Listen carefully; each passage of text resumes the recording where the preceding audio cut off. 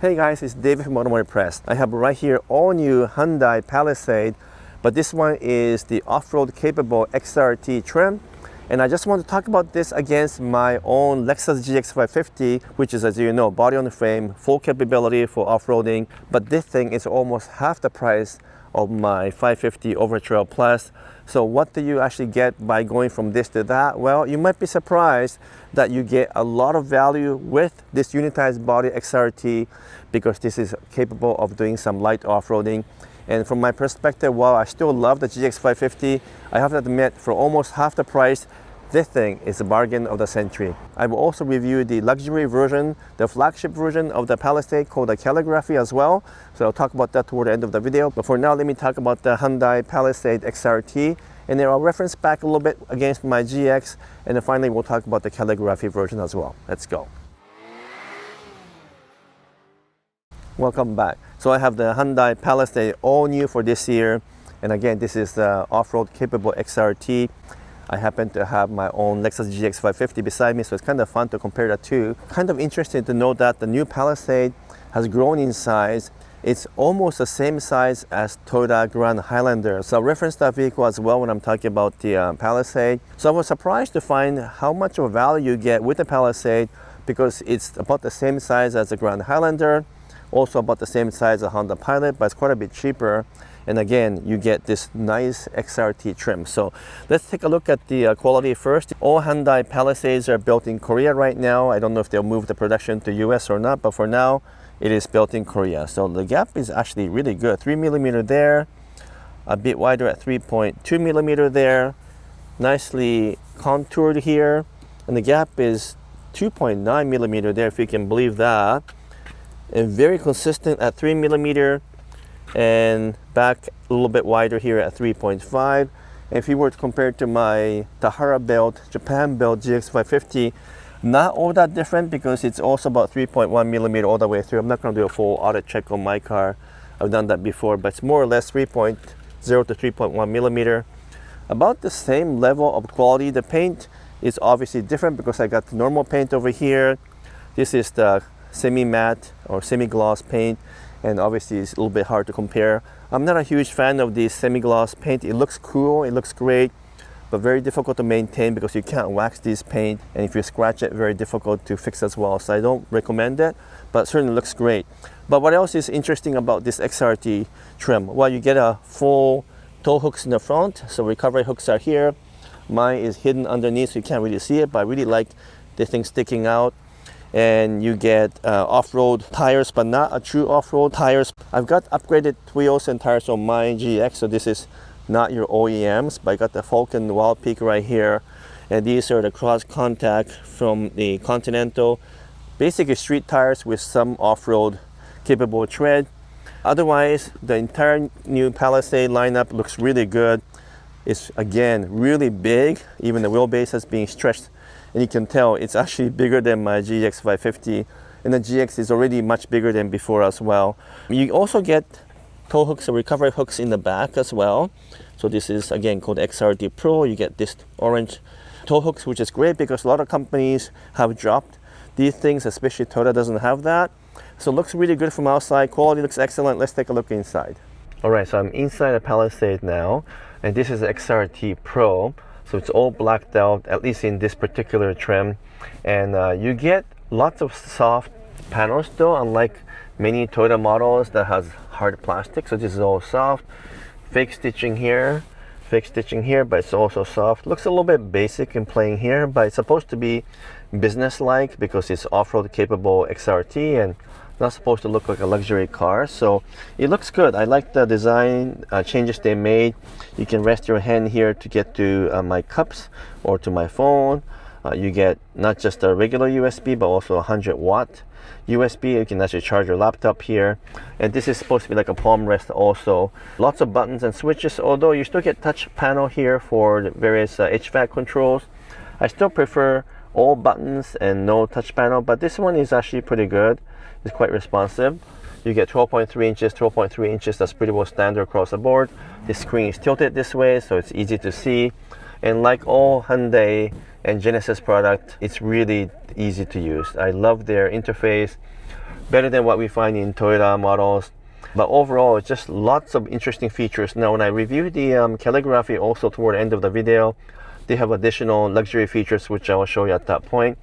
But looks like this thing is ready to go off-roading. It's pretty straightforward, simple. All drivetrain controls are on the stalk right here, which is kind of interesting. Otherwise, when I do the punch test, wow, you know, it's pretty solid. Nothing is loose. And all the gaps and everything that I can take a look, nice and tight. And the quality of the plastic looks really good. And thankfully, basically no glossy black, no piano black. Everything is kind of matte black, or a little bit of texture here as well. And the center console is nice and big as well. So it looks really good inside. This is a 3-row SUV. So you get the front row, the mid row, second row I should say, and then the third row. And you get pretty good creature comforts, all 3 rows. Now it's about the same size as Grand Highlander. And this one has a little bit more legroom in some of the seats. But in the back, in terms of trunk capacity or cargo capacity, it's not quite as big as Grand Highlander, because I think for that vehicle, they really prioritize the capacity for the cargo area. So that's a bit of a difference between the two. But if you think of this model as a competitor to Grand Highlander, again, it's a bargain because it's priced quite a bit cheaper. And if you compare to something like my Lexus GX 550, because most people really don't do serious off-roading, then it's bargain of the century. As I mentioned, it's almost half the price of my vehicle, and the price is really attractive. So now let's go for a drive and let me tell you how the XRT Pro feels. And then of course I'll compare it to the Calligraphy model as well, which is an important model because that's the model that most Canadians and Americans will buy, because for the flagship model, that thing has even more features. Now before I start driving the Palisade XRT, keep in mind, very important point, and that is the fact that this car still has a V6 engine. 3.5 liter naturally aspirated V6 engine with 287 horsepower. So they didn't downsize and have a turbocharged 4-cylinder engine like most manufacturers have done. Of course, Honda still has V6 as well. So Honda and Hyundai keeping the V6, good decision there. I wish Toyota didn't drop all the V6 engine and move to Turbo 4. I really like the feel of this V6 engine. It did downsize a little bit from 3.8 liter to now 3.5, but still lots of power and torque. Has a proper normal transmission. 8-speed made it to the 3.5, and it drives beautifully in this particular model. Now it's a bit bumpier because it's got a slightly off-road oriented tires, but generally speaking, one big advantage of a unitized body SUV like this compared to my GX is that the ride is substantially smoother, it's better, it's not bumpy. On my GX, it doesn't matter how you drive it, it's always a bit bumpy, and even though I have a softer compound off-road tires on it, it still gets pretty busy when you drive over bumpy road. Whereas on this one, super smooth, very comfortable, with a really long wheelbase now. It's also just very stable. The steering is a bit light for my taste, but it's about the same as any other manufacturer out there. In fact, it feels a lot like a Grand Highlander. I'm pretty sure they benchmarked against that model. But the Palisade has the XRT trim, which is what I'm driving. It does have a higher ground clearance, almost 8.5 inches of ground clearance, whereas the Grand Highlander doesn't have an off-road version, so they don't have that kind of model yet. So kudos to Hyundai for producing something like this. And then when I drive the Calligraphy version, which is the top of the line, the flagship model, I will probably notice some additional difference in terms of ride quality because the tires and wheel package will be different. So I'll talk about that a little bit later on.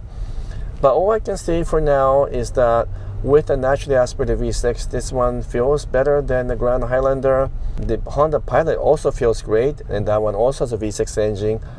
But this one, it's just feels more luxurious, upscale. It doesn't feel like an off-road vehicle because it really is a car-based body, unitized body. And compared to my Lexus GX, it's just overall smoother, easier car to drive. And if you compare it to the Grand Highlander's 2.4 liter turbo hybrid or just a 2.4 liter turbo, that engine is, has great amount of torque and power, but it just feels busy.